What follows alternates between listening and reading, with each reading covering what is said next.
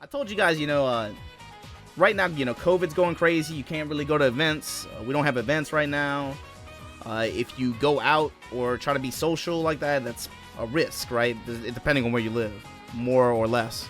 It makes me appreciate really, really good times and really, really good memories. Or maybe some times that you were going through, but maybe you didn't appreciate at the time, but now you look back and you're like, damn, that wasn't that bad, So check this out. 2012, right? Check this out.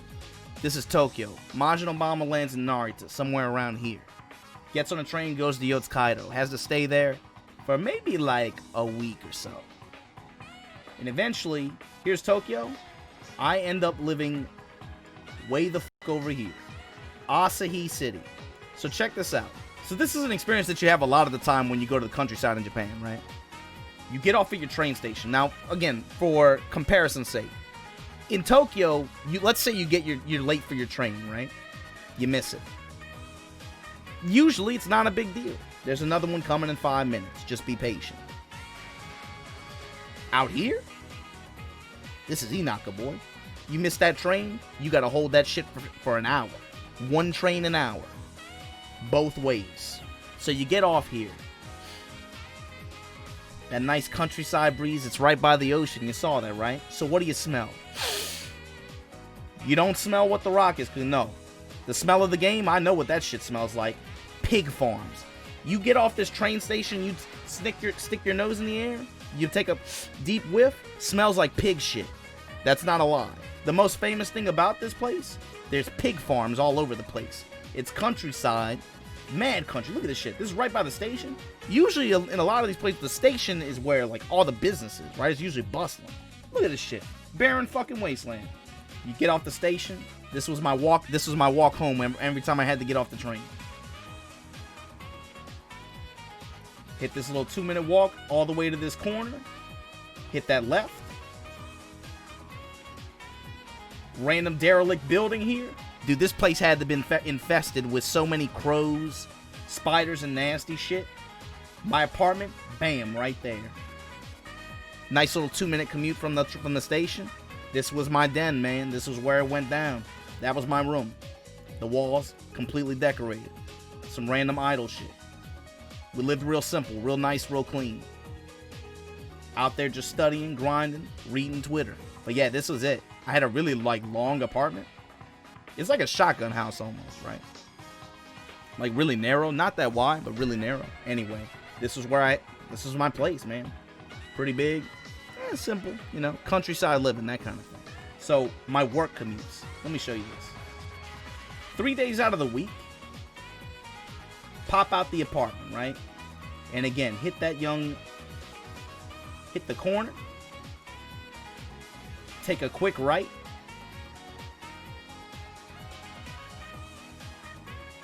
Boom, there it is. 1 minute commute 3 days out of the week. So the thing is this. What you have to realize about working in Asahi is it's an English conversation school, right? You can probably use Bing.com, the world's #1 search engine. Search about it. There's lots of people that talk about them, have all their experiences logged. Let me be clear. You are not a teacher. You are a fucking clown. You are an entertainer. See the transition from player and Asahi teacher to streamer, right? Guy who just talks. It's a very natural progression. You know why? Because I was a clown then, and I'm still a fucking clown. That's me at a Halloween party. That's my man, I forgot his name. I think his name was Haruto. His little brother was funny. But yeah, just like cringe English teacher shit, man. But I look at it as a lot like being a tourist. Some people, when they go to new places, they're like, I don't want to be a tourist. I don't want to just be like a dumb tourist. Dude, the reality is, you are a fucking tourist, dude. It's okay sometimes. You can just be a tourist. I've never shown this picture to anybody, and I'm not going to lie to you. I have no idea when, where, or why it was taken. And if y'all ever bring it up again, I'm afraid to even do this. I have it hovering over OBS. I'm so fucking afraid. Anyway. Bam! Easter time, bitch. And I got all the eggs. Marvel vs. Capcom Infinite? What do you know about that shit? I was living out there just on the grind, boy. And yeah, see, that's what I'm talking about, bro. I'll put them rabbit ears on. A monkey tail? Give it to me. Banana? Put that shit in my mouth. I love it. I'll be that fucking monkey or that rabbit, whatever you need. I know a lot of you weebs out there, y'all are like, yo, I want to go to Japan. It's gonna be incredible. It's gonna change my life. Bro, don't fucking do that shit. I'm out here carving Halloween pumpkins, posing for pictures and shit. And you know what? I hustled, made these people a good bit of money, and it meant nothing. That's the dark marginal lore. There's also some like tender moments, if you will, you know? Wasn't all bad. Had some good times. Some kids did shit. When you don't think about it until it happens. But I mean, shit, these kids in this picture, from the time I got there to the time I left, they were with me the whole time. And the shit, they weren't but 7 years old. Damn, half their fucking life. I was the, like, there's lots of reasons why some of these kids go to those schools. On the surface, it's supposed to be to learn or whatever, right? For some of these kids, it's about, like, getting them out the house. They don't do shit else. Some of their parents just want a fucking break. There's lots of reasons. You don't know. Part of your job is, like, you're almost like a therapist. It's not even about English or anything like that. Your job is literally just to talk to people. Your job is, in some cases, to entertain these fucking kids. In some cases, it's to hustle. It's to get them, to pass a test. That was my forte. A lot of people that come here from overseas and they work these jobs, their shit is, they start to feel themselves extra hard. They're like, oh yeah, man, I'm a teacher. Bro, your job is to figure out what this person is actually here for. Do they give a shit about learning? Do they want to pass a test?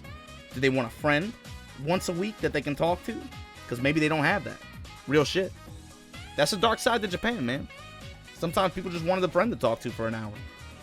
But there was other cool stuff about living there too. Like, here's one. So check this out. In countryside Japan, there's always like these like major shopping centers. You want to think like Walmarts or something like that, right? This was ours. It's called Aeon Sun Mall, right? You see that little tower in the back like that? So you can actually climb up to the top of that. See, it's on top of a big parking garage like that. And I don't think you're supposed to be up there, but what I used to do sometimes was when it got like right before the sun would set, if I didn't have work on a Sunday or a Monday, because that's the other fuck thing about being an English teacher out here. If you do go to one of these jobs, you're going to have to work on Saturdays until like 7, 8, 9 p.m. And if you live in the countryside, that means you probably can't go to Tokyo. You're going to get there, it's going to be like 11:30, so, unless you want to do the all-night shit. They also had a Taito station in there. This arcade was okay. They had a lot of fighting games in it, but the problem was a lot of people just wouldn't come in here because it was in a mall, right? So they had TVC, they had a few all-net setups, a few Nesca setups too. Nesca 1, right, when it was still good. So I would come here, and if there was a new release, people would be in there playing usually. So you could play like new games with them. Or if you just wanted the training mode, you could do that here. Because usually there wouldn't be people that would sit down and like play for long times like that. So like when BBCP came out, I went here in training mode for a while. Persona, those kinds of times. The cool thing about this mall, the view. You're so high up, you can see everything pretty much, as far as you can see. It's funny because you had to like hop a fence to get into the place and climb to the top tower and stuff.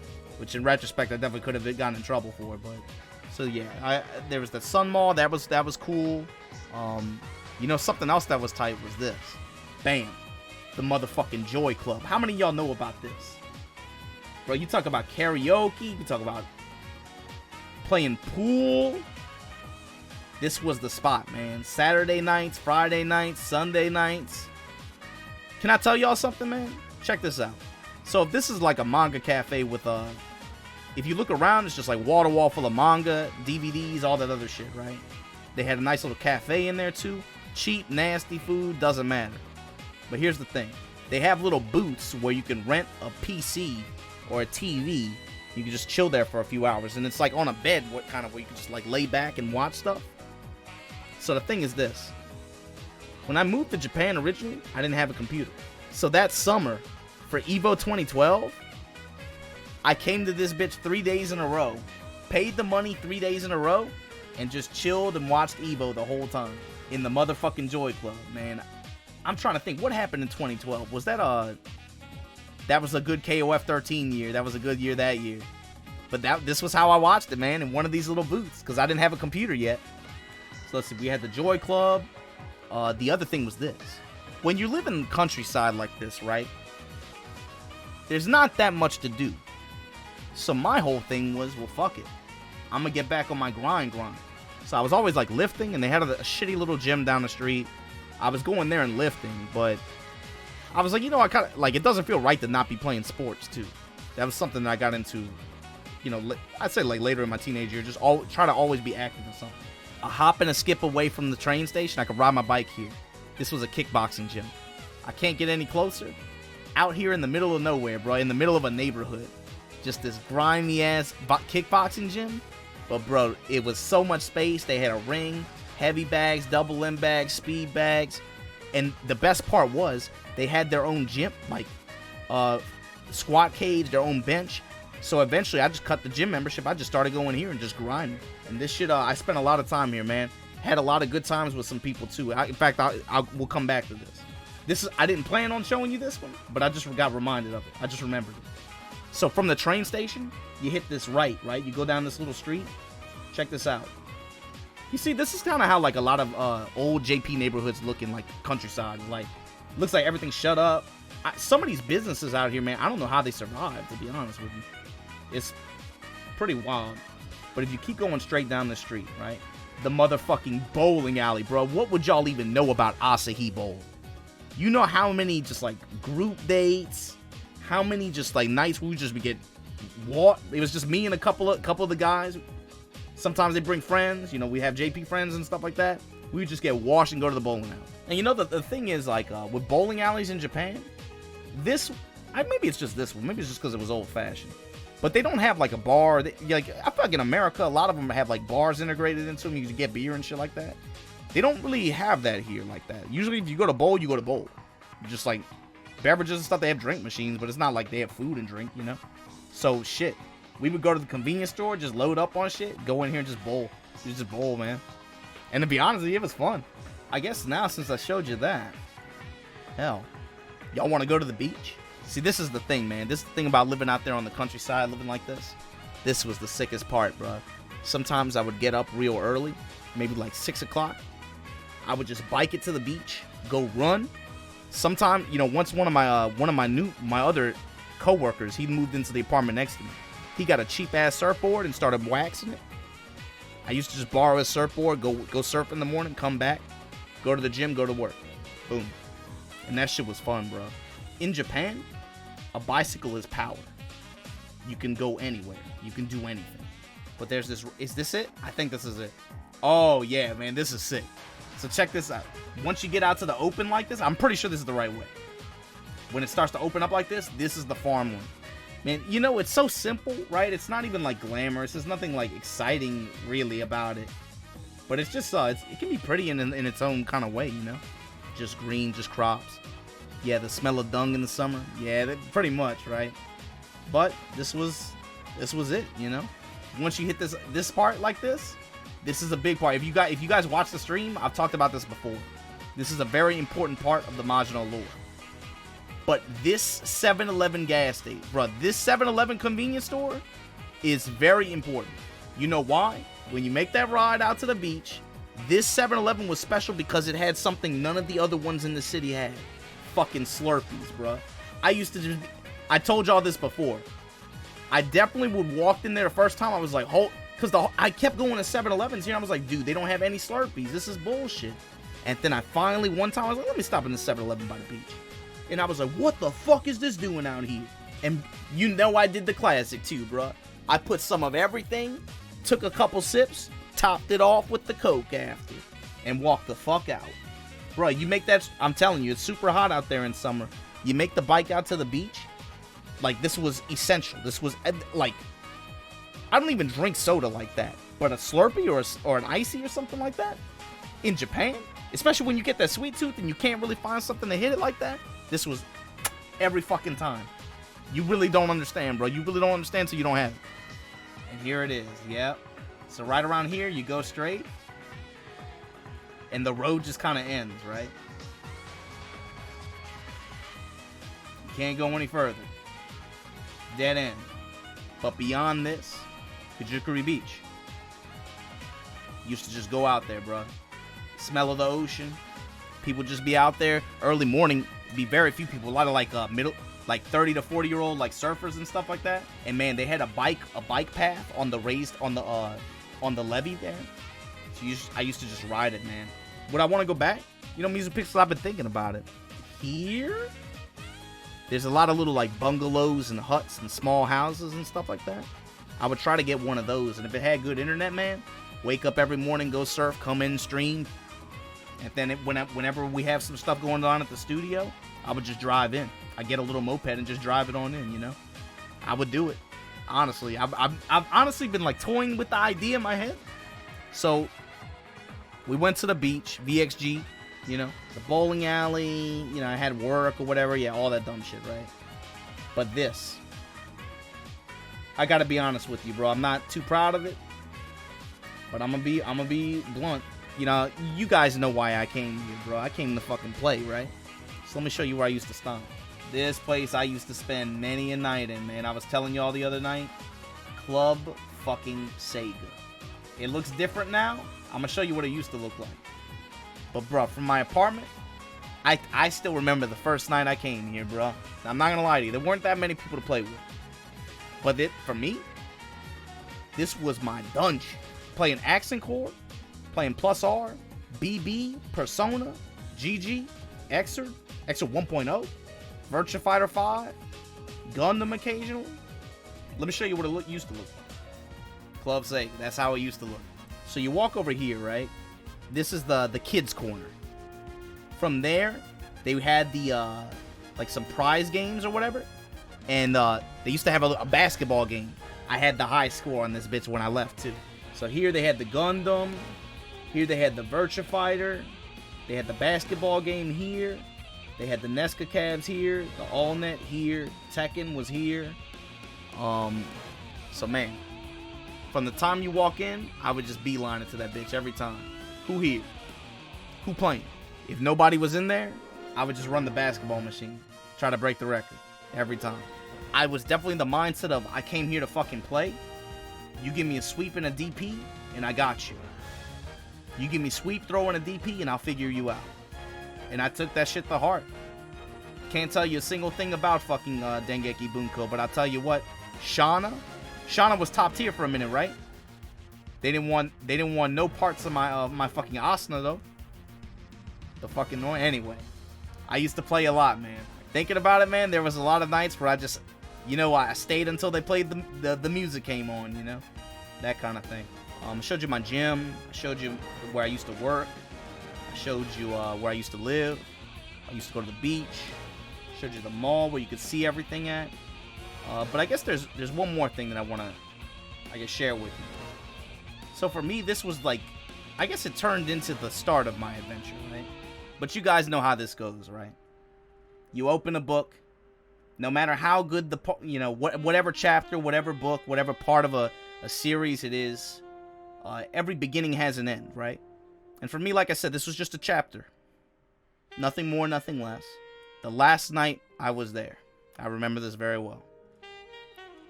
My gym mates at that gym that I showed you, right? They took me to a little spot that I knew very well. Bono. Very like ritzy, upscale kind of bar, nightlife area. But you know, it's in countryside Japan. And Denver, you know, was popping off that hard, right? Nice little date spot. You want to just go and hang out and drink some stuff? This was the place, bro. So for like a year and a half or so, right? I was just going ham in the gym with these guys. You know, they learn a little bit about me. I learn a little bit about them. Some very like Dances with Wolves, you know what I'm talking about. Like that whole experience is very fun, very interesting. I got like, you know, I developed some legs for Japanese through them, through my experiences with them a lot. You know, you'd be surprised, man. For me, when I started, dude, I couldn't say shit. I still, you know, I'm not very good. I'm not a very good speaker now still. But shit, I learned a lot of my basics in the arcade and in the gym of all places. So I'll show you a story in three pictures, right? This is my last night. We went to Bono. That's Cool G on the left. That was my coach. We used to go ham in the fucking gym. He would always give me mitts. Always be talking shit to me. That's my man Wasa on the right. He was always out there, always all holding me down, willing to do mitts too. And that's the waiter in the middle. That's a gun filled with vodka. It's a glass gun. But when you're pouring it, you hold it like a rifle and you pour it like that. And the trigger is the cap, right? So it's like one of the most expensive vodkas that they had in the building. Good times, right? That's picture 2. We drank so fucking much that last night, bro. I said I'm gonna step out and I gotta handle a phone call. Bro, they found me face down on the fucking pavement. They were like, what the fuck? I was fucking done. That's probably the most wasted I've ever been in my fucking life. I thought I was dead. I thought I was gonna die. So they find me, they're laughing.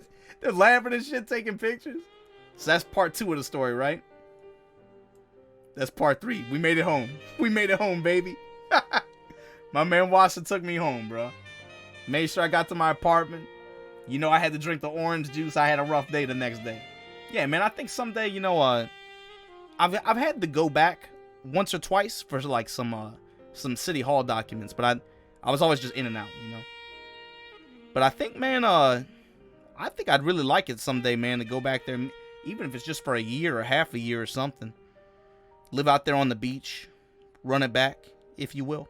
This was it. This was life in Asahi. I don't know if this is interesting for a lot of people, but it just, like I said, man, the COVID stuff, we can't go out. It just gets me thinking about places I've been or places I stayed, what I used to do, what you can't do now, you know? So, maybe it's just reminiscent, you know? But this is just what I thought about. Just wanted to share it with you guys. Anyway, if you saw something cool, if you have any questions or anything, actually, fuck that. No questions. Fuck off. No questions. But, this was chapter 1 of the Majin Obama, I guess, JP saga. This was the opener. Anyway, I'll catch you guys next time. Be good.